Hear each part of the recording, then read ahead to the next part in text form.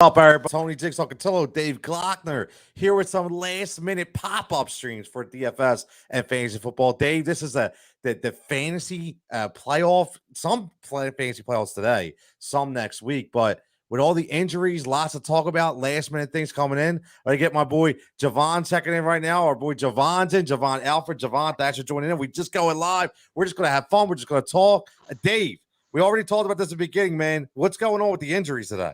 It's a killer, especially for you, like me, probably teams that are sitting there right on the bubble trying to make these playoffs.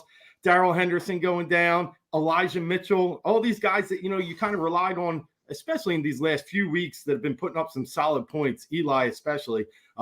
Really, these injuries are a killer. I had to go and get Jeff Wilson. I might even have to plug Rex Burkhead in. I got some it's a mess out there, but there's value. And we're going to talk about that coming up here, with McCaffrey going out. If you had Hubbard as the handcuff, I think that's a great play today against the Falcons. Javonte Williams, if you've been waiting for him to break out, you've seen it recently. So, Tone, there's still value. Tons and tons of value. Javon, I know we've been going back and forth. You just mentioned Javonte's name, but man, what's going on this week? When I just hear Tony Pollard's out now. I mean, all these cats are just dropping like flies. What the hell is going on? Yeah, this is like the worst day, week for injuries. Like everybody's just searching a waiver wire with 15 minutes to go. You're like, should I go with Dante Foreman? Should I go with Hilliard? You're really struggling to find something at this point. The worst way to probably end the season and go into the playoffs. Yeah, and you can't rely on Zeke, right? Even if Pollard's out, you can't. He's almost a bench. I mean, you probably have to play him, but if I didn't have to, I probably wouldn't. Man, this is tough. Listen, I'm gonna just tell you guys. Number one, I'm already flustered because the wife sent me out to ShopRite run on a Sunday at 11, and I was dodging traffic with all these old people with their carts, get my ankles knocked off. So I finally got out of there, and then I come home and I find out I have to start Amir Abdullah. That's all I got left. Amir Abdullah is start for me to get to the playoffs this week. How the hell is that even possible? But because everybody was picking guys up, I got last minute injuries. I lost Derrick Henry for the year. I lost C-Mac for the year. I got nobody. So I'm legitimately, I got Myles Gaskin was my number one running back for the entire year. That's all I had. And I've been, going back and forth. I was lucky enough to have Jamal Williams, who I thought could carry me the last couple of weeks. Then he goes out with COVID. So I'm like, who can I pick up? So I legitimately am starting Amir Abdullah this week, going into the fantasy playoffs, and I have to win. So it's crazy because, Dave, you mentioned it, with Chuba Hubbard. I don't even think they love Chuba Hubbard. So that's the crazy thing to me. So, I mean, this has been more streaming than ever than I remember in recent years, because we used to have guys that were studs you rely on. But now, Dave, we're just streaming guys week to week more than anything, even in season-long leagues. Yeah, absolutely. And good point about Chuba. I don't know. Matt Rule came out of the Big 12. He got to see Chuba straight up, in front of him before he came to the NFL. And I thought that's why he drafted him. But then you're right. His usage rates are just really confusing, especially when, he would be a good change of pace for C-Mac. And he didn't even play when C-Mac was in. So it's I think Amir will get a little bit of run. But you're right. Right now, there's no workhorses. I love Kamara today, but you got that point of, that knee injury. Can you really put a lot on the second highest running back here? The highest on the board's Eckler, right? Second highest Kamara, greatest matchup you can get. But can you really trust him in a DFS lineup? That's what you have to – it's a big gamble with him. It is. Trevor checking in. Trevor says Josh Allen or Joe Burrow. That's interesting because – those terrible defenses, right? And Josh Allen, you're paying up, and he hasn't been consistent. The only thing I could say – I don't know how you think, Javon, but the only thing I could say about Josh is last week he could barely throw the ball in that windstorm out there. So I feel like he's going to come out and throw the ball 50 times because he just wants to make up for what he couldn't attempt last week. I don't know. What do you think about Allen or Burrow? Yeah, I mean, you got to think that they're definitely going to go, super pass heavy against, like we all know, this Bucs secondary is not good. Even with Richard Sherman back, that doesn't solve no issues. He's not going to stop Stephon Diggs. He might be able to keep up with Emmanuel Sanders, but that's a huge might. So I mean, it's honestly tough. You could go Josh Allen, But even Joe Burrow, I think Burrow has a very, solid matchup against a Niners secondary that's missing, I think, their top two cornerbacks coming into today's game. So, I mean, if you want to pay down a little bit with Burrow, you can't lose there, especially with the weapons that he has. T. Higgins is playing. This is a game that Cincinnati would like to win as they're fighting for a playoff spot. So probably lean Burrow over Allen. But again, Allen can just come out of nowhere and did what he did, a couple weeks ago against the Saints. So you don't know. Yeah. And if you know the Bills, the Bills, they win, they lose. They win, they lose. Yep. They win. They're on the seesaw. So today, yeah, man, I'm with you. My favorite stack of the day outside of Mahomes and Hill is actually Burrow and Chase. I think Chase has a huge day against that Niners secondary. Yeah. So, Dave, you must have been looking at Javon's lotto. He sent me a lot. You guys are right on the same page. I love Chase. The same thing. He's my number one today, and I think so. I would probably go Burrow to answer that question. But the funny thing is, talking about streamers, I'm starting Tyler Boyd this week, and I'm honestly just because I think he could get some play, and I'm down a couple receivers. So I mean, again, it's all about the matchups. Adam checking in. What up, Adam? Says Julio Jones or Russell Gage. Listen, I gotta go Julio to be honest with you because I can't trust Matt Ryan. I can't trust Russell. I can't trust Atlanta. At least I know Julio is going to be the focal point of that offense out there under Tanny. So they're going to try to get on the ball, obviously. So I got to go Julio and Javon. I know he's in your lineup too. So I know you're like a Julio. Yep, definitely like a Julio. I have Russell Gage, I think, in my in season-long fantasy, but I think I'm going to sit him this week just because that Panthers defense is tough. It is, man. It is so tough. This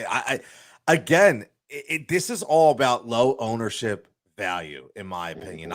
We talk about this all the time. We talked about it on this show, talked about it on the other shows, but finding those secret gems. And Dave, me and John talked about this on Saturday on Firebox, and I know me and Javon go back and forth, and then certain guys that stick out to you just from we could all say, hey, just start Patrick Mahomes, start Josh Allen, even though they're not consistent either. But, from a receiver standpoint, running back, is there any guys that are under that low ownership, low value play that you're looking at that could be some secret gems this week? My one is Laquan Treadwell. I really like him for the Jags side. He's got 90% of the snaps the last 2 weeks. Not great numbers, but 4 for 62 against the Rams, 4 for 53 against Atlanta before that, and you're getting them for 3,400 on DraftKings. So I think low ownership, high volume, playing time. You might be able to get a double-digit day out of someone in the 3,400 range. I've talked about Jamar, really like him a lot. For running back, we talked about it earlier.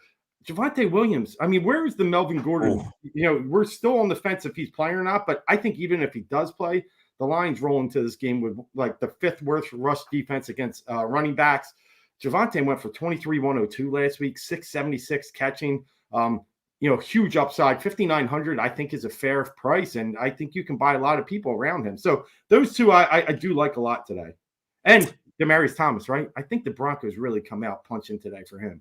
Oh, that's a good point. I didn't even put together Demaryius Thomas. I think that's a good point because obviously you want to come out slinging and I gotta say I'm a huge Devonta Williams fan. I in the beginning of the year I consistently talked him up and said, listen, draft him because listen, a rookie does two things. You stay on the field if you could hold on the ball, obviously, and you can pass protect.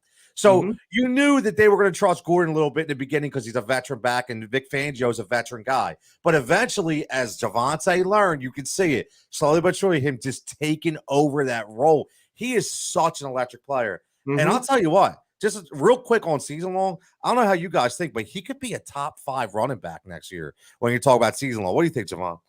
No, I think so, especially I think because Melvin Gordon's going to be a free agent at the end of the season. So, I mean, the Broncos invested with a 2nd-round pick in Williams, right kind of on the wall for him to kind of take over and be that lead guy. He gives you everything that Melvin Gordon gave you, a few years ago when he was with the Chargers.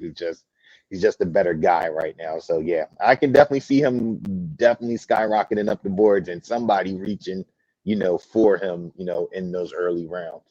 Plus, Aaron Rodgers is going to be there next year. He's going to have a quarterback, him or Russell Wilson. Someone's going to Denver. I'm telling you right now. You think? I don't know, man. Listen, he ain't going to Green Bay. Listen, he ain't going to Green Bay. And I'll tell you what, right now, there's no way Sierra's going to say, yo, I'm going a Mile High in Denver. Oh, yeah. There ain't no freaking way. She said she's going anywhere. It's going to be in Cali. It's going to be in a nice climate, man. I'm just telling you that right now. And she deserves it, too. I think you're right. Yeah. But listen, I love the value. I'm going with double D's. I talked about this, and who doesn't like double D's? But hey, at the end of the day, Devonta Freeman and Dante Foreman, I think these are two really good guys, huge value guys that I think you see. Listen, we talked about veteran coaches, Jim Harbaugh. It was absolutely going to lean on Devonta Freeman. They just had to get his legs with him. You knew he was going to be that guy, and they're going to lean on him again this week. And again, Dante Foreman. Who else is listen, McNichols is the third down back. Yeah. He will never be more than a third. He's perfect in that role. So they want Foreman to be that guy to run in the trenches. They want him to go between the tackles, and he's going to get the goal line carry. So those two guys at that $5,000 level, they were going to be very low owned. You get one of those guys, or even if you want to go double D's, okay, because I did make a bold take that both of those guys will finish in the top 5 for running backs this week. That's based on all the injuries we have and all the last minute scratches. So, but I'll tell you what, I think honestly, just value aside with the Tony Pollard news, I think this is a huge week for Zeke. I don't want to talk about Cowboys because I bleed green, but at the end of the day, green is money as well, not just Eagles love. So I think Zeke, I think is a huge play this week. So my second best quarterback on the board is Dak, and I think the reason why Zeke might be a great play is you've seen him catching the ball in that backfield recently. So getting a lot of those receptions, I do think, Tony, you have a great point there. I think he's going to be under-owned because what we talked about earlier, it's hard to really rely on a guy with 2.5 yards of carry in those last 5 or 6. But his catches and Washington, they've allowed the most fantasy points to QBs on the season. So I think Dak's going to be ripping it. They've also allowed the most fantasy touchdowns passing, 26. All right, no, not fantasy, but real touchdowns passing. So they're very gettable from a passing perspective, and I think that's where Zeke really pays off for you today. Yeah, I think so. You in on Dallas Savon this week?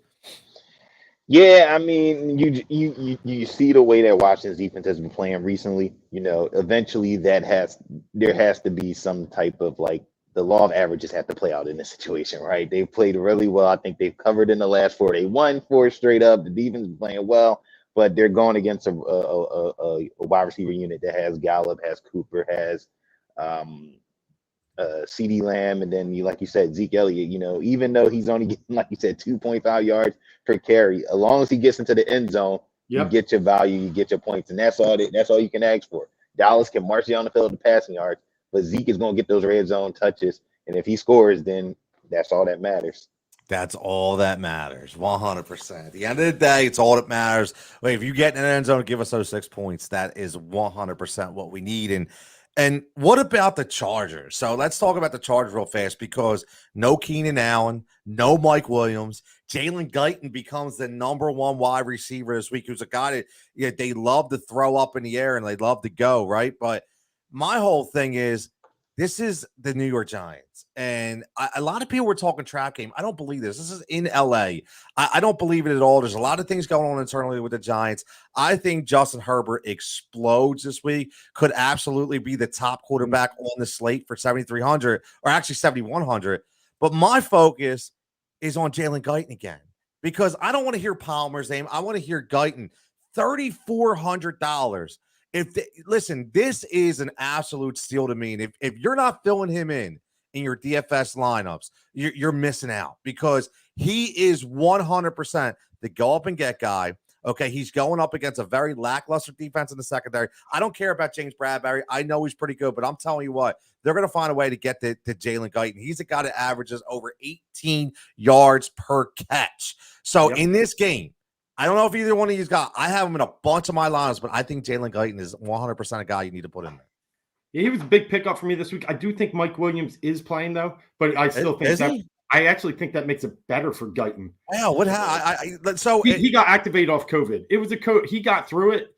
But okay, he did as of sorry. So when I did the show yesterday in the morning, he was not active as of 5:26 p.m. yesterday. Yeah, but I still think that's good. I think that's good for Guyton. I think that like you said, That's that moves true. Bradbury over, and God forbid, I have no idea who they have besides that. So I love the play.